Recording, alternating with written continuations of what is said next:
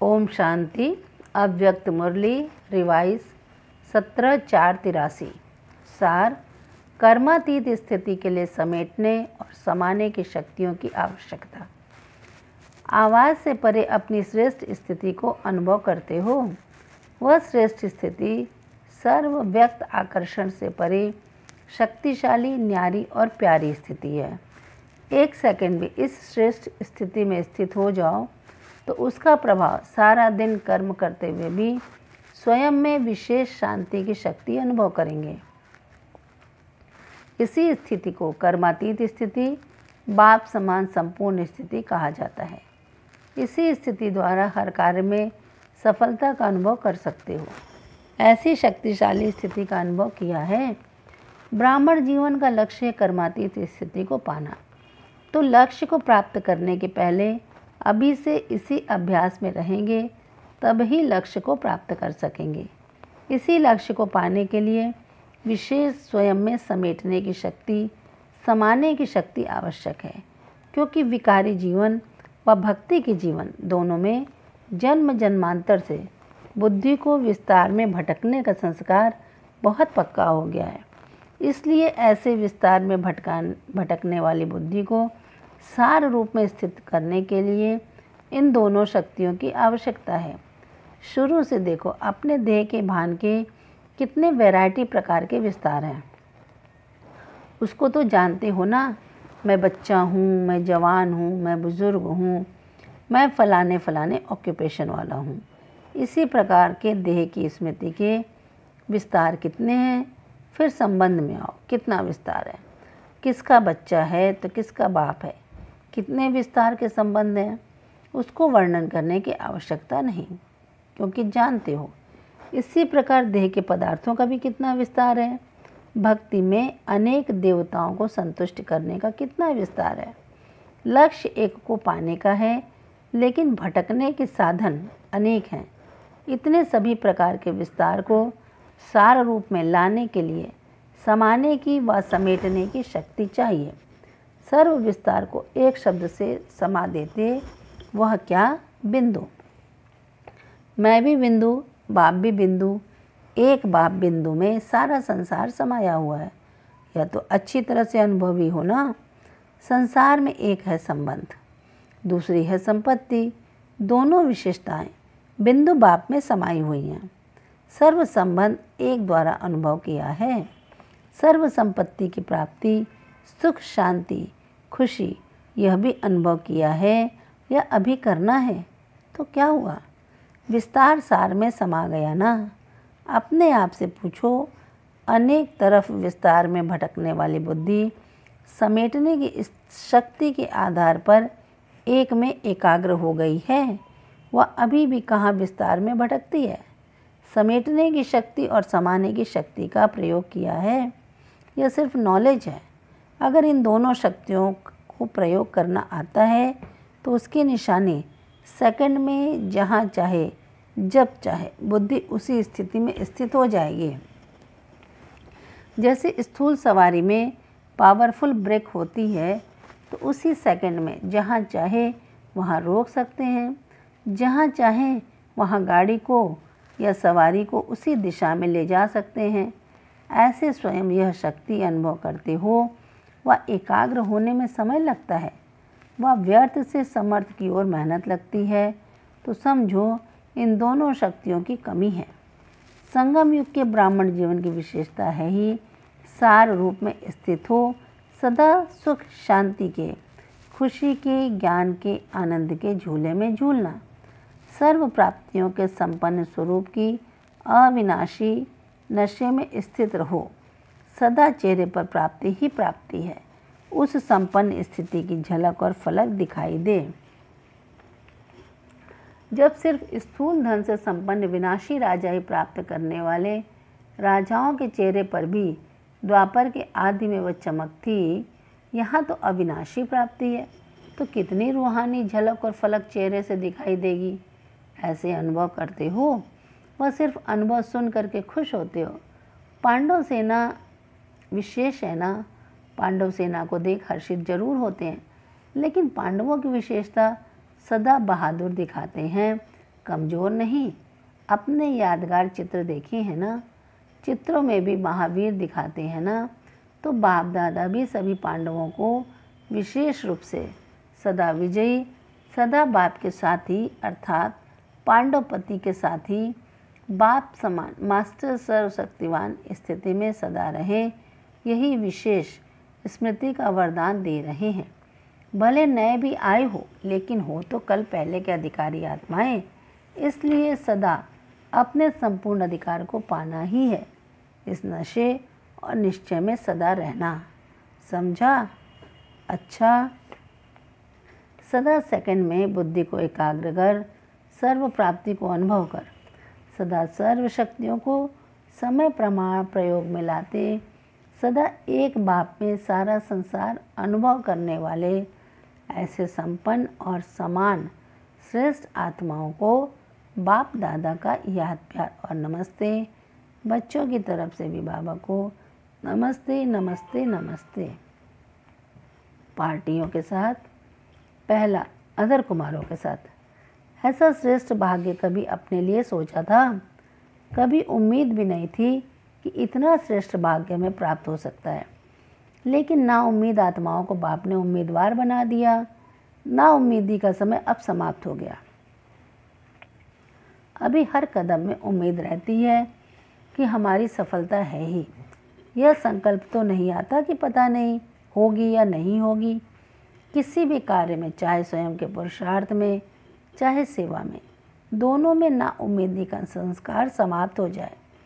कोई भी संस्कार, चाहे काम का, चाहे लोभ का, चाहे अहंकार का, बदलने में ना उम्मीदी न आए। ऐसे नहीं, मैं तो बदल ही नहीं सकता, यह तो बदलना बड़ा मुश्किल है, ऐसा संकल्प भी न आए। क्योंकि अगर अभी नहीं खत्म करेंगे तो कब करेंगे? अभी दशहरा है ना, सतयुग में तो दीपमाला हो जाएगी। रावण को खत्म करने का दशहरा अभी है। इसमें सदा विजय का उमंग उत्साह रहे, ना उम्मीदी के संस्कार नहीं। कोई भी मुश्किल कार्य इतना सहज अनुभव हो जैसे कोई बड़ी बात ही नहीं है, क्योंकि अनेक बार कार्य कर चुके हैं। कोई नई बात नहीं कर रहे हैं, कई बार की हुई को रिपीट कर रहे हैं। तो सदा उम्मीदवार, ना उम्मीद का नाम निशान भी न रहे। कभी कोई स्वभाव संस्कार में संकल्प न आए कि पता नहीं यह परिवर्तन होगा या नहीं होगा। सदा के विजयी, कभी कभी के नहीं। अगर कोई स्वप्न में भी कमी हो तो उसको सदा के लिए समाप्त कर देना। ना उम्मीद को सदा के लिए उम्मीद में बदल देना। निश्चय अटूट है तो विजय भी सदा है। निश्चय में जब क्यों क्या आता तो विजय अर्थात प्राप्ति में भी कुछ न कुछ कमी पड़ जाती है। तो सदा उम्मीदवार, सदा विजयी, ना उम्मीदों को सदा के काल के लिए उम्मीदों में बदलने वाले। दूसरा, सदा अपने को संगम युगी श्रेष्ठ आत्माएं, पुरुषोत्तम आत्माएं व ब्राह्मण चोटी महान आत्माएं समझते हो। अभी से पुरुषोत्तम बन गए ना। दुनिया में और भी पुरुष हैं, लेकिन उन्हों से न्यारे और बाप के प्यारे बन गए, इसलिए पुरुषोत्तम बन गए। औरों के बीच में अपने को अलौकिक समझते हो ना। चाहे संपर्क में लौकिक आत्माओं के आते, लेकिन उनके बीच में रहते हुए भी मैं अलौकिक न्यारी हूँ, यह तो कभी नहीं भूलता है ना। क्योंकि आप बन गए हो हंस, ज्ञान के मोती चुगने वाले होली हंस हो। वह हैं गंध खाने वाले बगुले, वे गंध ही खाते, गंध ही बोलते। तो बगुलों के बीच में रहते हुए अपना होली हंस जीवन कभी भूल तो नहीं जाते, कभी उसका प्रभाव तो नहीं पड़ जाता। वैसे तो उसका प्रभाव उन पर पड़ना चाहिए, उनका आप पर नहीं। तो सदा अपने को होली हंस समझते हो। होली हंस कभी भी बुद्धि द्वारा सिवाय ज्ञान के मोती के और कुछ स्वीकार नहीं कर सकते। ब्राह्मण आत्माएं जो ऊंच हैं, चोटी हैं, वो कभी भी नीचे की बातें स्वीकार नहीं कर सकते। बगुले से होली हंस बन गए। तो होली हंस सदा स्वच्छ, सदा पवित्र। पवित्रता ही स्वच्छता है। हंस सदा स्वच्छ है, सदा सफ़ेद सफ़ेद। सफ़ेद भी स्वच्छता व पवित्रता की निशानी है। आपकी ड्रेस भी सफ़ेद है, यह प्यूरिटी की निशानी है। किसी भी प्रकार की अपवित्रता है तो होली हंस नहीं, होली हंस संकल्प भी अशुद्ध नहीं कर सकते। संकल्प भी बुद्धि का भोजन है। अगर अशुद्ध व व्यर्थ भोजन खाया तो सदा तंदुरुस्त नहीं रह सकते। व्यर्थ चीज़ को फेंका जाता, इकट्ठा नहीं किया जाता, इसलिए व्यर्थ संकल्प को भी समाप्त करो। इसी को ही होली हंस कहा जाता है। अच्छा, पांडवों से। पांडव अर्थात संकल्प और स्वप्न में भी हार न खाने वाले। विशेष यह स्लोगन याद रखना कि पांडव अर्थात सदा विजय। स्वप्न भी विजय का है। इतना परिवर्तन करना, सभी जो बैठे हो विजयी पांडव हो, वहाँ जाकर हार खा ली यह पत्र तो नहीं लिखेंगे। माया आ नहीं जाती, लेकिन आप उसे खुद बुलाते हो।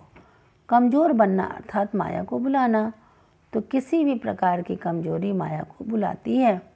तो पांडवों ने क्या प्रतिज्ञा की? सदा विजयी रहेंगे। हार खा करके छिपना नहीं, लेकिन सदा विजयी रहना। ऐसे प्रतिज्ञा करने वालों को सदा बाप दादा की बधाई मिलती रहती है। सदा वाह वाह के गीत बाप ऐसे बच्चों के लिए गाते रहते हैं। वाह वाह के गीत सुनेंगे ना सभी। हार होगी तो हाय हाय करेंगे, विजयी होंगे तो वाह वाह करेंगे। सब विजयी, सारे ग्रुप में एक भी हार खाने वाला नहीं। अच्छा, ओम शांति। मास्टर दाता बनो, अव्यक्त महाभागी। बाप दादा अब बच्चों से यही चाहते हैं कि हर एक बच्चा मास्टर दाता बने। जो बाप से लिया है वह औरों को दो। आत्माओं से लेने की भावना नहीं रखो। रहम दिल बन, अपने गुणों का, शक्तियों का सबको सहयोग दो। फ्राक दिल बनो। जितना दूसरों को देते जाएंगे उतना बढ़ता जाएगा। विनाशी खजाना देने से कम होता है और अविनाशी खजाना देने से बढ़ता है। 1, 2, 1000 पाओ। मास्टर दाता अर्थात सदा भरपूर संपन्न।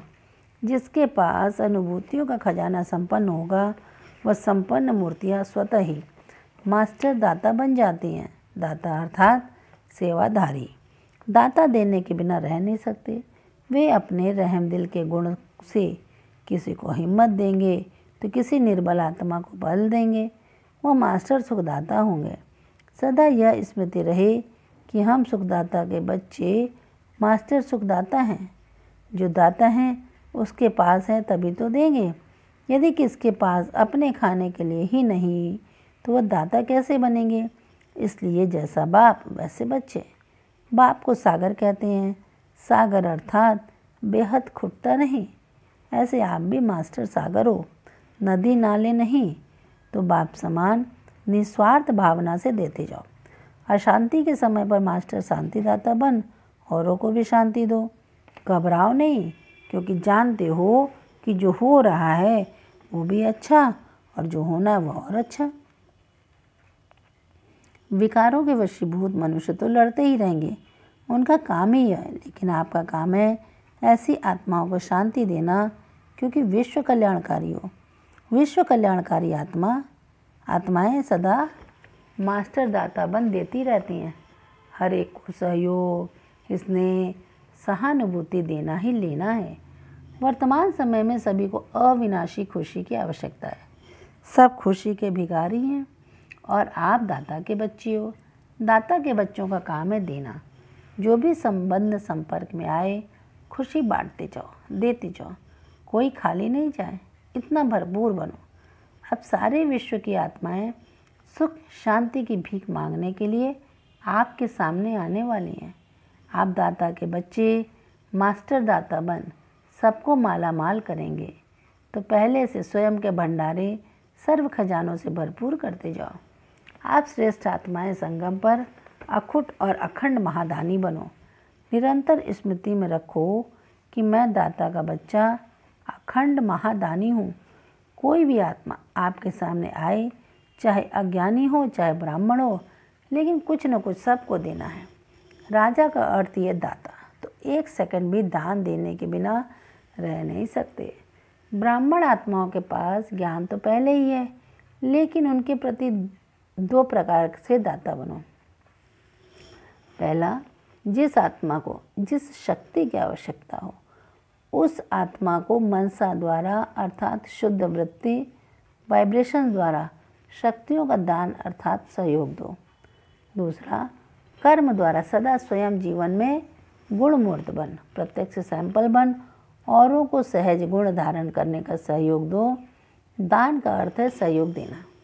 वर्तमान समय आपस में विशेष कर्म द्वारा गुणदाता बनने की आवश्यकता है, तो संकल्प करो कि मुझे सदा गुणमूर्त बन, सबको गुणमूर्त बनाने का विशेष कर्तव्य करना ही है। ज्ञान तो बहुत है, अभी गुणों को इमर्ज करो। सर्वगुण संपन्न बनने और बनाने का एग्जाम्पल बनो। दाता के बच्चे हो तो जिसे जो चाहिए वह देते चलो, कोई भी खाली नहीं जाए। अथाह खजाना है, किसी को खुशी चाहिए, स्नेह चाहिए, शक्ति चाहिए तो देते जाओ। अब बाप बच्चों में यह शुभ संकल्प इमर्ज हो कि दाता के बच्चे बन सभी आत्माओं को वर्षा दिलाने के निमित्त बने, कोई वंचित नहीं रहे। चाहे कोई कैसा भी है, लेकिन बाप का तो है। आप दाता के बच्चे हो तो फ्राक दिली से बांटो। जो अशांति दुख में भटक रहे हैं वो आपका परिवार है। परिवार को सहयोग दिया जाता है तो वर्तमान समय महादानी बनने के लिए विशेष रहमदिल के गुण को इमर्ज करो। किसी से भी लेने की इच्छा नहीं रखो कि वो अच्छा बोले, अच्छा माने तो दे। नहीं, मास्टर दाता बन, वृत्ति द्वारा, वाइब्रेशंस द्वारा, वाणी द्वारा देते जाओ। बेहद के दाता बन, वर्ल्ड के गोले पर खड़े हो, बेहद की सेवा में वाइब्रेशन फैलाओ। महान दाता बनो, बेहद में जाओ तो हदों की बातें स्वतः समाप्त हो जाएंगी। अच्छा वरदान, पवित्रता की विशेष धारणा द्वारा अतीन्द्रिय सुख का अनुभव करने वाले ब्रह्मचारी भव। स्पष्टीकरण, ब्राह्मण जीवन की विशेष धारणा पवित्रता है। यही निरंतर अतीन्द्रिय सुख और स्वीट साइलेंस का विशेष आधार है। पवित्रता सिर्फ ब्रह्मचर्य नहीं, लेकिन ब्रह्मचारी और सदा ब्रह्मचारी अर्थात ब्रह्मा बाप के आचरण पर हर कदम चलने वाले। संकल्प, बोल और कर्म रूपी कदम ब्रह्मा बाप के कदम ऊपर कदम हो। ऐसे जो ब्रह्मचारी हैं उनका चेहरा और चलन सदा ही अंतर्मुखी और अतीन्द्रिय सुख की अनुभूति कराएगा। स्लोगन, सेवा में त्रिकालदर्शी का सेंस और रूहानियत का इसेंस भरने वाले ही सर्विसेबल हैं। सेवा में त्रिकालदर्शी का सेंस और रूहानियत का इसेंस भरने वाले ही सर्विसेबल हैं। अच्छा, ओम शांति।